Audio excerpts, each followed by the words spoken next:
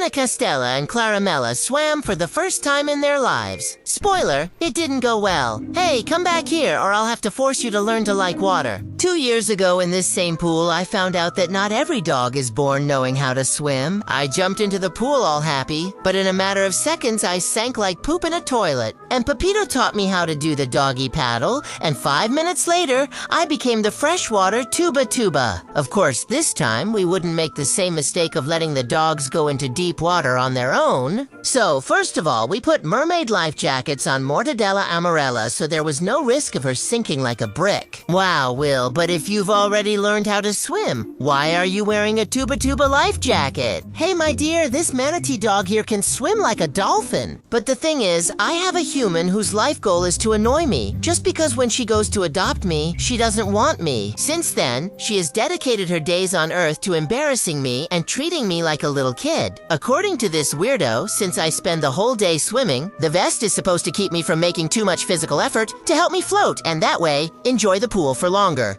Nonsense and more nonsense. Have you ever seen a shark get tired of swimming? No, right?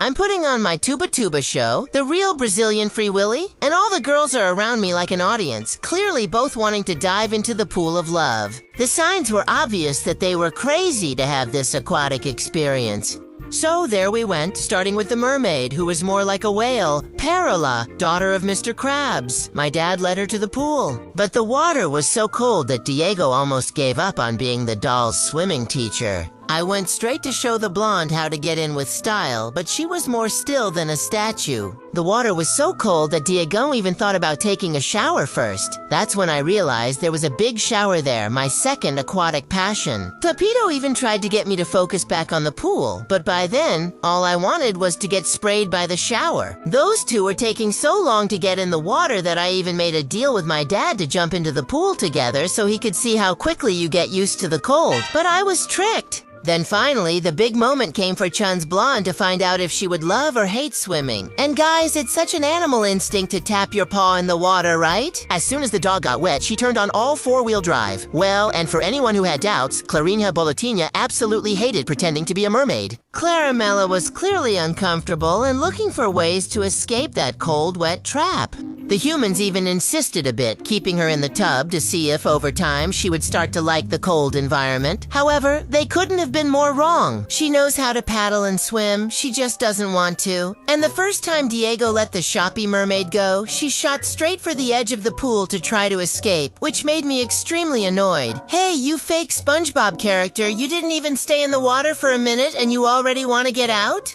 No, ma'am, only those who take risks deserve to live the extraordinary. Come back here. Yeah, guys, King Triton of the Oceans here ended up without his mermaid, Ariel. But we still had one more try. Anna Banana, little Anna, is so clever that the moment she saw Clarina get caught and fall into my fishing net, she hid inside the dinghy as if she were invisible. But we had to clear up this doubt, right? Whether our country diva likes to swim or not, right? After all, country folks aren't picky. They swim in the river and even in mud puddles. The raccoon even seemed excited about the idea, but we didn't have a life jacket in her tiny size, so Dad did the test drive in the kiddie pool instead. But guys, as soon as Domba put her paws in the water, it was like she had a 300 horsepower engine. She kicked her legs so fast, terrified. The dog is already traumatized as it is, so in her case, we didn't insist much and soon let her free from that wet ice. Yeah, guys, I just realized that this manatee dog life is not for everyone, you know? So, does your pet like to swim? See you!